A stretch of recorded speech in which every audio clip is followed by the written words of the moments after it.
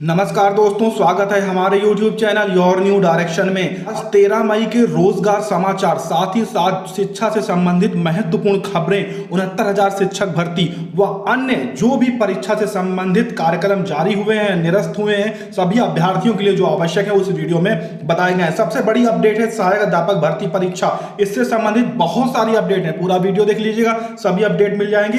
1.46 लाख अभ्यर्थी सफल हुए। जी हाँ, 1,46,000 अभ्यर्थी कल जो रिजल्ट जारी हुआ है उसमें सफल बताए गए हैं और आज दोपहर 12 बजे से आप अपना अपना परीक्षा फल इनकी ऑफिशियल वेबसाइट पर देख पाएंगे। यहाँ पर 69,000 सहायक अध्यापक भर्ती की ये परीक्षा हुई थी, जिसका रिजल्ट कल मंगलवार को जो है दिन में जारी कर दिया गया है, लेकिन जो देखने की संख्या है वो आज ही सभी अभ्यर्थी यहाँ पर देख पाएंगे इस परीक्षा फल को। यहाँ पर अगर सफल अभ्यर्थियों की बात करें तो सामान्य वर्ग के 36,614 अभ्यर्थी सफल हुए। वहीं अगर ओबीसी की बात करें तो सबसे ज्यादा संख्या है 84,868 अभ्यर्थी सफल हो गए। अनुसूचित जाति में 24,308, अनुसूचित जनजाति में 270 अभ्यर्थी सफल हुए।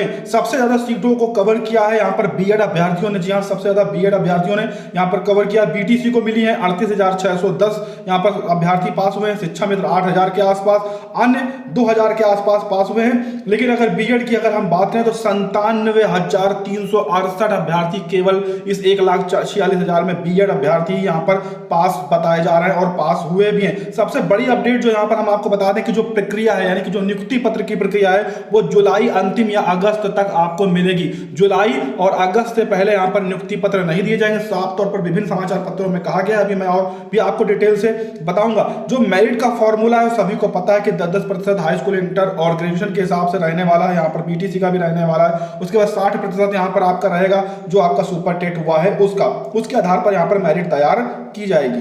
पीसीएस में अभ्यर्थियों को मिले 2 अतिरिक्त अवसर। जी हां, एमएलसी देवेंद्र प्रताप सिंह ने सीएम को पत्र लिखकर अपील की है कि पीसीएस 2018 के अभ्यर्थियों को 2 अतिरिक्त अवसर प्रदान किए जाएं। एमएलसी देवेंद्र प्रताप सिंह ने मुख्यमंत्री को पत्र लिखकर यह अपील की है कि वही दूसरी ओर प्रतियोगी छात्रों ने जो मुख्यमंत्री को उत्तर प्रदेश लोक सेवा आयोग के अध्यक्ष को ईमेल माध्यम से पत्र भेजकर पीसीएस 2020 के लिए आवेदन की अंतिम तिथि बढ़ाए जाने की मांग की है, क्योंकि लॉकडाउन के चलते बहुत सारे अभ्यर्थी ऑनलाइन आवेदन नहीं कर पा रहे हैं, जिस कारण से यहाँ पर जो उसकी तिथि है उसको बढ़ाने के लिए कहा गया है। साथ में कहा गया है कि उत्तर प्रदेश लोक सेवा आयोग ने पीसीएस 2018 में पैटर्न में बदलाव कर दिया है और साथ में पीसीएस 2019 की जो मुख्य परीक्षा में 5 विषयों को बाहर कर दिया। ऐसे में पीसीएस 2018 में जो शामिल अभ्यर्थी हैं उनको यहाँ पर बताया गया है 2020 और पीसीएस 2021 में शामिल होने का मौका दिया जाए। तो देखिए क्या होता है इसमें, अगर मौका मिलता है तो सभी अभ्यर्थियों के लिए यह अच्छी खबर होगी।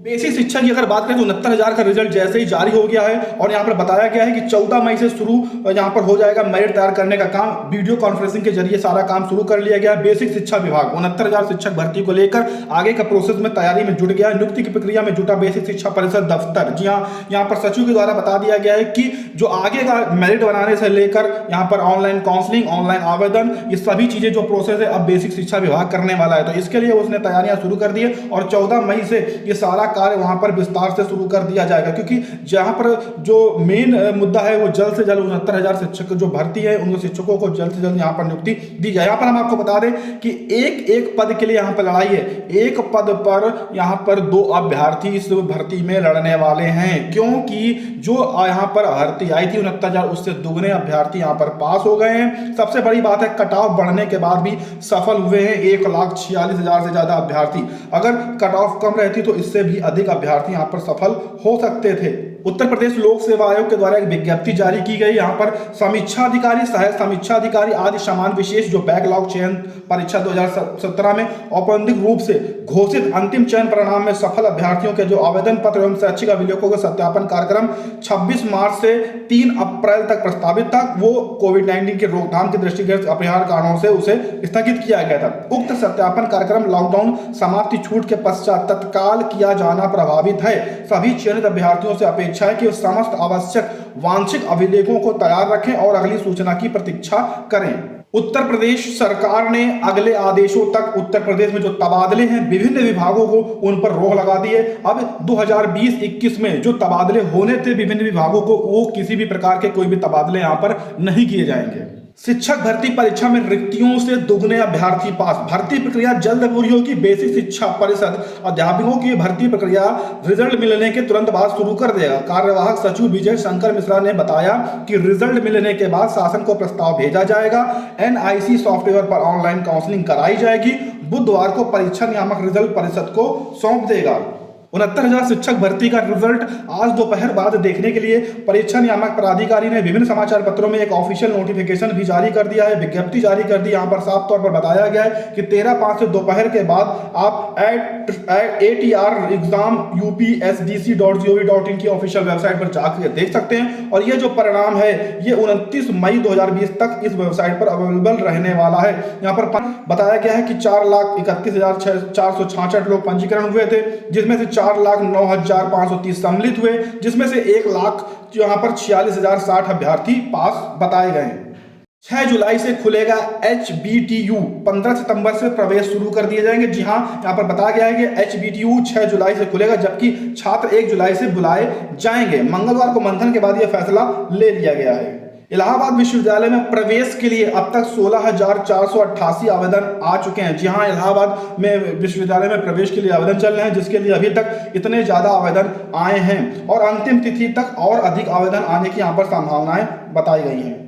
यहाँ पर विभिन्न न्यूज पत्रों के माध्यम से यह भी बताया गया कि बीएड वालों के कारण ही बढ़ गई है सफल अभ्यर्थियों की संख्या, क्योंकि सबसे ज्यादा इस भर्ती में जो अभ्यर्थी सफल हुए हैं वह बीएड के अभ्यर्थी ही सफल हुए हैं, लगभग 97,000 के आसपास। तो इन्हीं के कारण ये जो अभ्यर्थियों की सफल अभ्यर्थियों की संख्या है वो ज्यादा बढ़ी हुई नजर आ रही है।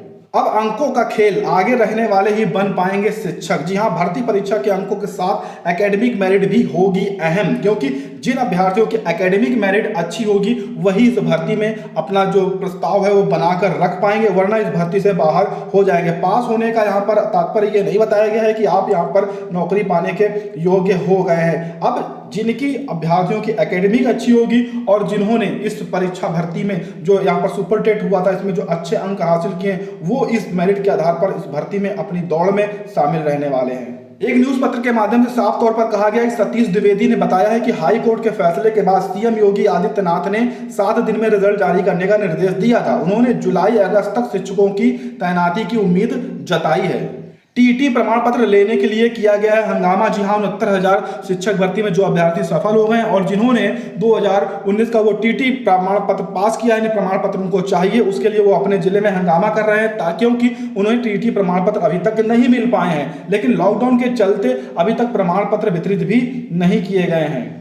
यूपी बोर्ड की बात करें तो विरोध के बीच कॉपियों का मूल्यांकन है वो शुरू कर दिया गया है और यहाँ पर हाई स्कूल और 12वीं दोनों का मूल्यांकन किया जा रहा है। साथ में बताया जा रहा है कि जून के अंत तक या जुलाई के प्रथम सप्ताह में 10वीं और 12वीं का रिजल्ट भी घोषित किया जा सकता है। अभी तक जो मूल्यांकन का कार्य है वो केवल 45% परीक्षकों ने ही किया है, बोर्ड की कॉपियों का मूल्यांकन। बाकी लोगों ने भी मूल्यांकन कार्य नहीं शुरू किया। मंडल आयोग DIG ने अफसरों के साथ लिया है केंद्रों का जायजा ताकि मूल्यांकन और तीव्र गति से हो सके और जल्द से जल्द रिजल्ट इसका घोषित किया जा सके। अगर आप नए वर्ष की बात करें, नए सत्र की बात करें तो यहाँ पर आपकी जो है छात्रवृत्ति की, तो आधार प्रमाणीकरण के बगैर नहीं हो सकेंगे छात्रवृत्ति के आवेदन। यानी कि जिन अभ्यर्थियों के पास आधार कार्ड नहीं होंगे वो किसी भी कक्षा के लिए छात्रवृत्ति के लिए आवेदन नहीं कर पाएंगे। ये एक नई विषय अभी तक भी था, लेकिन बहुत सारे अभ्यर्थी कर लेते थे किसी दूसरी ID के जरिए। लेकिन अब यहाँ पर विस्तार पे साफ तौर पर कह दिया गया है कि अब समाज कल्याण विभाग में अगर आप छात्रवृत्ति चाहते हैं तो आपके पास आधार कार्ड होना अनिवार्य है। बिना आधार कार्ड के आप छात्रवृत्ति नहीं मिलेगी।